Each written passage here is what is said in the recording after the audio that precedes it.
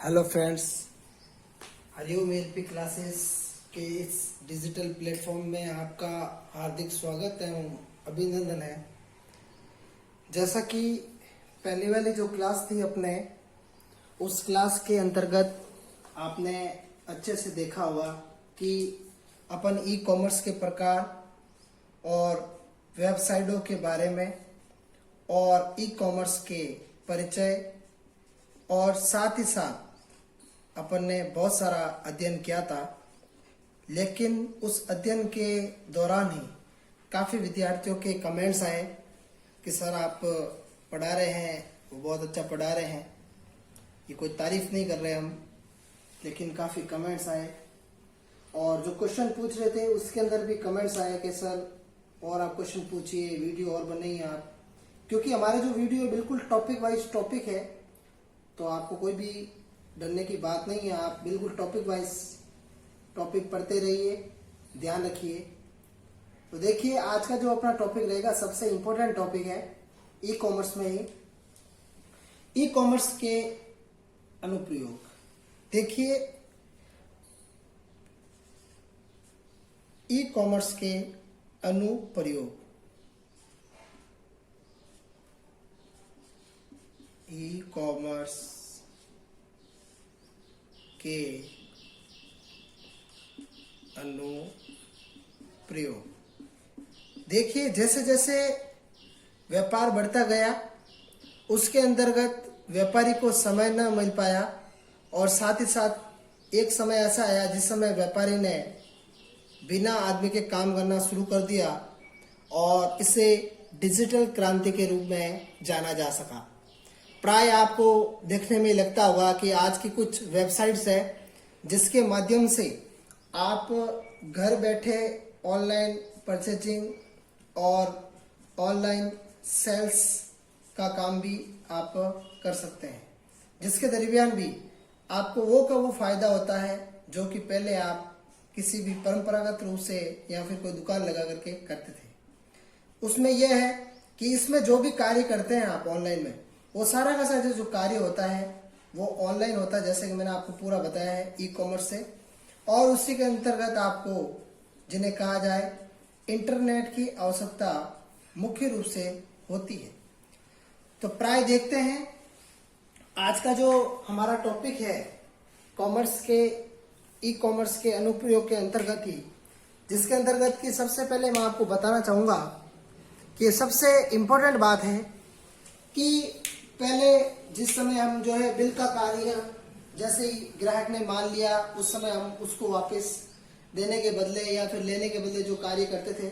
लेकिन आजकल का जो सारा का सारा जो जमाना है ऑनलाइन डिजिटल बैंकिंग, जैसे ही आपने उसको सामान दिया, वो सारा का सारा सामान जो भी पेमेंट होया उसकी जो लिस्ट है वो लिस्ट आपने उसको दी, बिल बना करके जो दिया, और जो पेमेंट है वो पेमेंट सारा का सारा जो है ऑनलाइन वगैरह हो जाता है। इसके अंतर्गत कुछ जैसे कि ऑनलाइन सॉफ्टवेयर के नाम, ऐप के नाम, पेटीएम, गूगल पे, फोन पे, ये सारे के सारे जो भी है, एयरटेल मनी बैंक, इन सारों के माध्यम से क्या होता है, हाथों हाथ एक स्कैनर कोड होता है और उस स्कैनर कोड के माध्यम से जो क्या होता है, व्यक्ति इसको स्कैन करता है और संबंधित उसके खाते में जो भी पेमेंट होता है वो क्या होता है, हाथों हाथ चला जाता है। तो ये सारा का सारा जो हुआ है वो व्यक्तियों की सुविधाओं को ध्यान में रख करके ही हुआ है। देखिए, ई कॉमर्स का जो उपयोग है आजकल बहुत ही ऑनलाइन व्यापार के लिए बहुत ही उपयोग किया जा रहा है, लेकिन कुछ इसकी आवश्यकताओं और वस्तु और सेवाओं के प्राथमिकता के आधार पर आपको शीघ्रता से उपलब्ध कराई जाती है और व्यक्तिगत ई कॉमर्स उपभोक्ता को नया व्यापार प्रारंभ करने की सुविधा भी प्रदान करते हैं।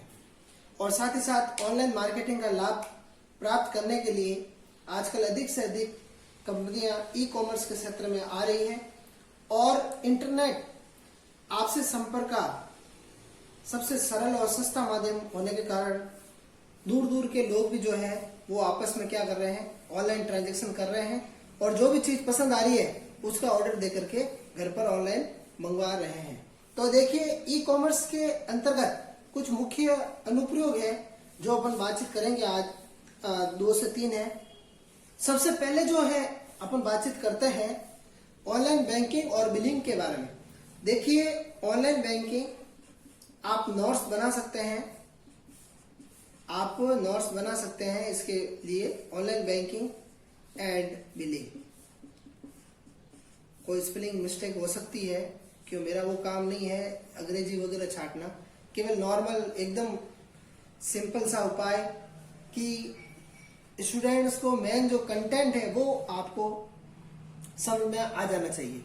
इसके अलावा और कुछ भी हमारा वो नहीं है कि ये है या इंग्लिश में लिखना है या वो लिखना।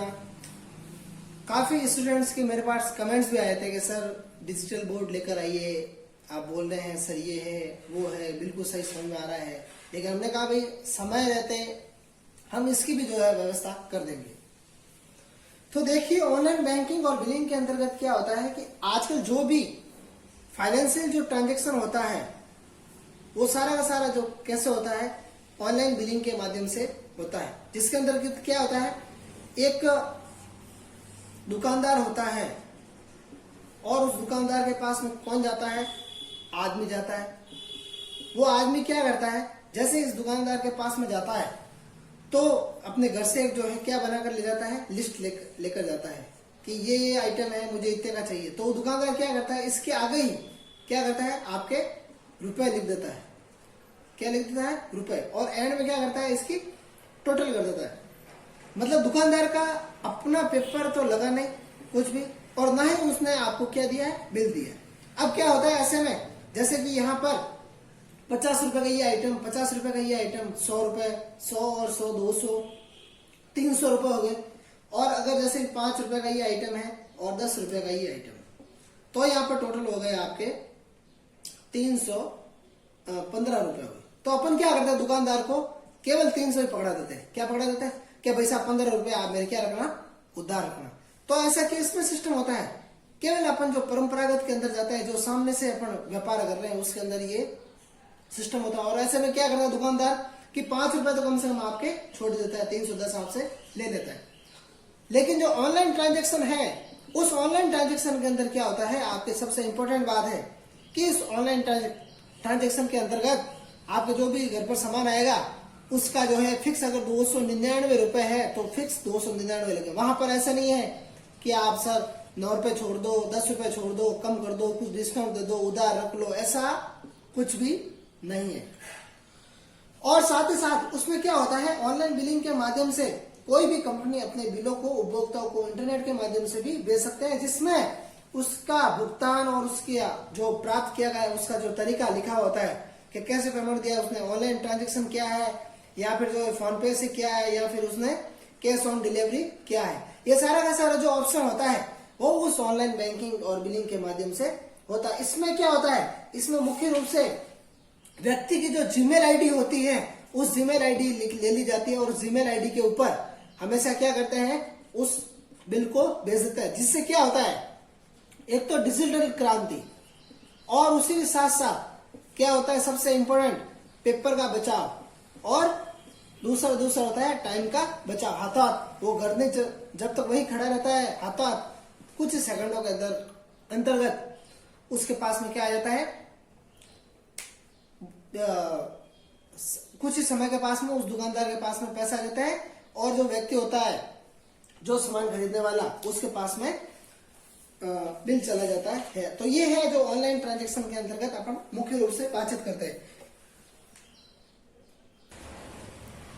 और तो और काफी स्टूडेंट्स हैं जो कि मेरे से कभी कभी पूछते रहते हैं कि सर ऑनलाइन वीडियो के माध्यम से आप बताइए क्या है क्या नहीं। तो हम उनको भी समय समय पर बताते रहते हैं। अभी इस लॉकडाउन के अंतर्गत कम से कम 4-5 विद्यार्थियों ने जो है ऑनलाइन माध्यम से पढ़ाना चालू किया है, ऑनलाइन माध्यम से शुरू किया है। तो ऐसे में क्या होता है, उसकी जो है जिज्ञासा जागृत होती है और पढ़ने में मन भी लगता है। तो ऐसा कार्य हमें भी समय समय पर करना चाहिए। और वीडियो को अगर आपने अभी तक शेयर और लाइक नहीं किया है तो शेयर और लाइक कर दीजिए, और इसको आगे से आगे अपने ग्रुप के अंतर्गत कम से कम भेज दीजिए। ऐसा करने से यह वीडियो ऐसे स्टूडेंट्स के काम आ सकता है जो स्टूडेंट्स अभी कोपा ट्रेड के अंतर्गत है, या फिर जो रेलवे की तैयारी कर रहा है, या फिर जो है CITS कर रहा है, ऐसे विद्यार्थियों के लिए बहुत ही इंपॉर्टेंट है। अब दूसरा जो अपना इसके अंतर्गत पॉइंट आता है, इस पॉइंट का नाम है वैल्यू चेन व्यापार एवं कॉर्पोरेट खरीद। देखिए, वैल्यू चेन व्यापार और कॉर्पोरेट खरीद, इसका नाम पहले लिख देते हैं अपन, वैल्यू चेन व्यापार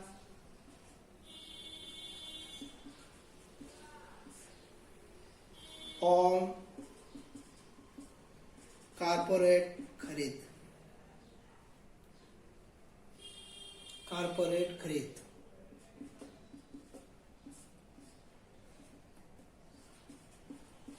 कॉर्पोरेट खरीद। देखिए, जो मेरी राइटिंग है वो थोड़ी सी सही नहीं है, लेकिन मेरे हिसाब से सबको समझ में आ जाता है कि क्या है क्या नहीं। देखिए, इस प्रक्रिया में क्या होता है कि जो मुख्य रूप से किसी वस्तु के उत्पादक विक्रेता और उपभोक्ता एक श्रृंखला से जो जुड़े हुए रहते हैं। कैसे, वो मैं अभी आपको समझाता हूं।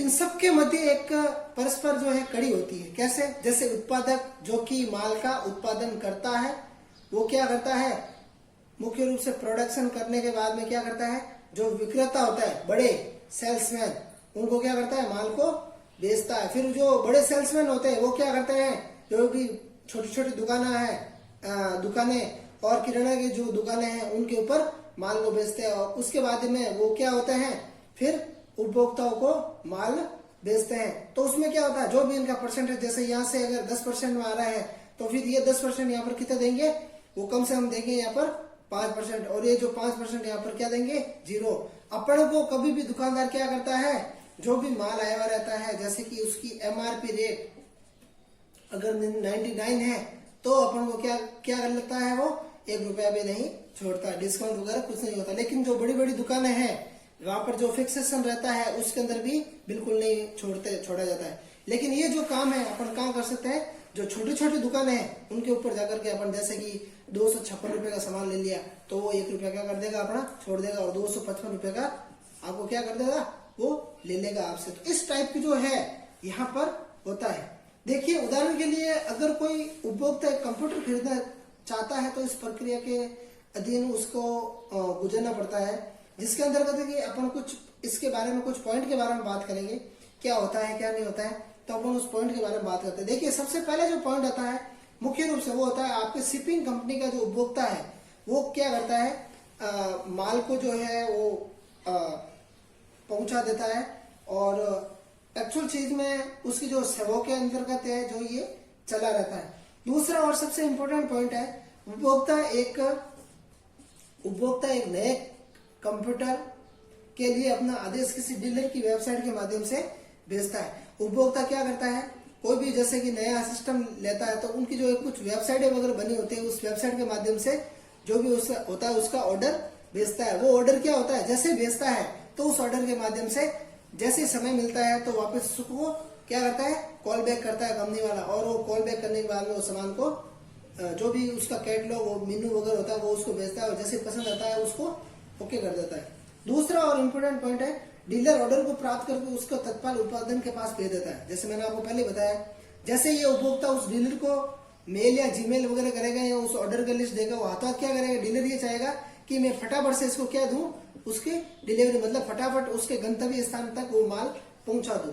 और है इम्पोर्टेंट कि सप्लायर इसमें क्या करता है, शिपिंग कंपनी की आवागमन क्षमता का आकलन करके माल निर्धारित समय पर भिजवाना सुनिश्चित कर देता है। हाँ भाई, कि ये डेट है और ये टाइम है, और वो आजकल तो सिस्टम हो गया है कि उस मोबाइल के ऊपर क्या करता है, वो मैसेज दे देता है कि your parcel has been received, या फिर your parcel has been send from ये कंपनी है फला फला, ये आदमी आपको डिलीवर करने के लिए आएगा। आपको केवल उसको जो है एक OTP नंबर बताना है, और उस OTP नंबर के कारण जो भी आपको पेमेंट वगैरह, या तो कैश ऑन डिलीवरी COD जिसको कहते हैं अपन, कैश ऑन डिलीवरी, या फिर जो क्या करता है ऑनलाइन पेमेंट, इसके अंतर्गत ऑप्शन रहता है। तीसरा और लास्ट है आपके पॉइंट, वो है डायरेक्ट मार्केटिंग और बिक्री। देखिए क्या होता है कभी कभी कि व्यक्ति क्या करता है कि ना तो इसमें किसी को अगर कम पैसों की कोई चीज है और उसमें कोई भी मुनाफा अगर कम मिल रहा है तो क्या करता है व्यक्ति, ऐसे में डायरेक्ट सेल्स करने की रखता है।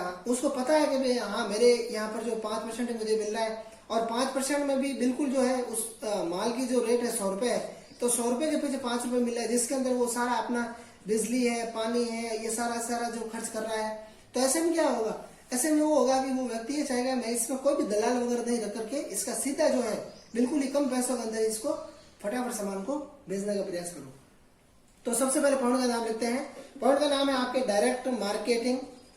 देखिए जो भी विद्यार्थी जुड़े हुए हैं, मैं चाहूंगा कि वो इस सेशन को ज्यादा से ज्यादा शेयर करें और इस वीडियो को ज्यादा से ज्यादा शेयर करें, ताकि जो स्टूडेंट्स है पीछे रह रहे हैं वो भी इसको देख सके।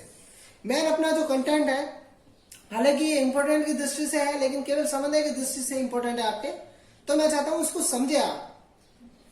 देखिए आजकल जो अधिकांश ई कॉमर्स वाली जो वेबसाइट है वो कंपनी सीधे मार्केटिंग और बिक्री सेवाओं के लिए बनी है, और इसमें क्या होता है बहुत जो बड़े बड़े डील्स होते हैं वो उसको कंपनी है जो करती है, बिल्कुल जो छोटे छोटे डील्स है उसको बिल्कुल कंपनी नहीं करती, क्योंकि उसका एक जो है एक पेमेंट का और जो अमाउंट का होता है जो सटेरियल दिया होता है कि इस अमाउंट से ज्यादा आपको कार्य नहीं करना। जैसे कि किसी में दिया होता है 10,000 तक का जो है कोई भी माल सेल्स कर रहा है तो उसके अंदर जो है आपको कैश ऑन डिलीवरी के अंदर जो है डिलीवरी पेमेंट आपको नहीं लेना। इस प्रकार से जो सारी की सारी जो सुविधा दी हुई होती है वो सारे के सारे इसके अंदर छोटे के अंदर नहीं दी हुई होती है, और बड़े बड़े व्यवसाय उद्योगों के लिए जो सुविधा है दी जाती है उसके अंदर कुछ है मुख्य मैं आपको बता देता हूँ।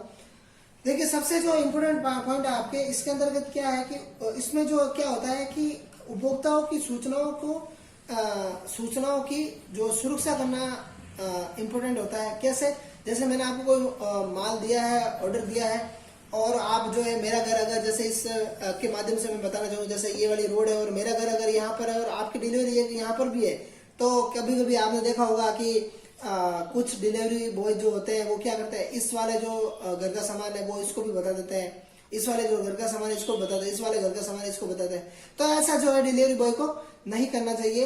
और मैं समझता हूँ इस हिसाब से कि अगर कभी भी ऐसा हो तो उसको पता है कि हाँ भाई मुझे 4 घर के अंदर ये सामान देना है, तो वो उस हिसाब से ही रखेगा। हाँ जैसे मैं यहाँ से जा रहा हूँ तो पहले ये वाले ये घर आएगा, वहां पर दूसरे वाले घर पर ये आएगा, तो उस हिसाब से वो सामान को जमाए रख, ताकि जैसे जैसे आता है रहता है घर वैसे वैसे इस पैकेट को देता जाए और अपने जो है रसीद वगैरह प्राप्त कर ले वगैरह, इस प्रकार की जो सुविधा होनी चाहिए।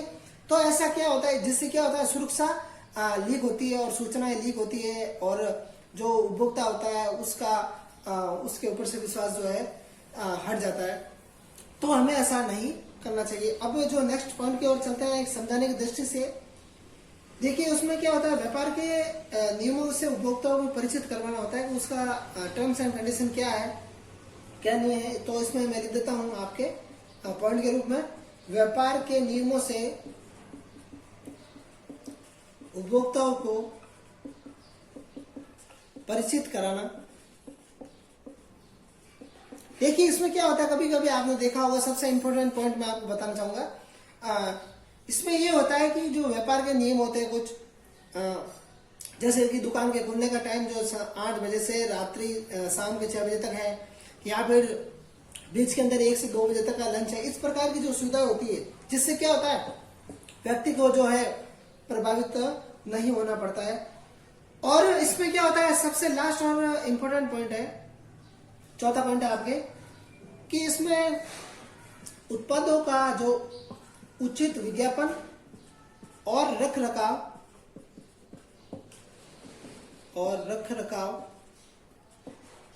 करना बहुत ही उचित होता है।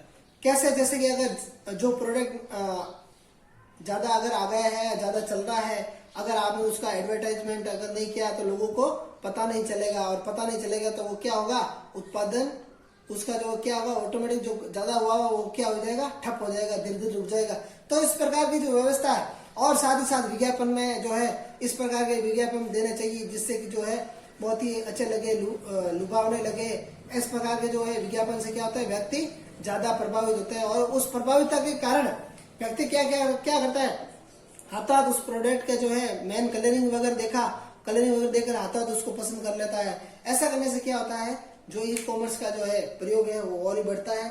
और जो भी इसके अंतर्गत कार्य आते हैं उसको पूर्ण रूप से करने में सक्षम होते हैं।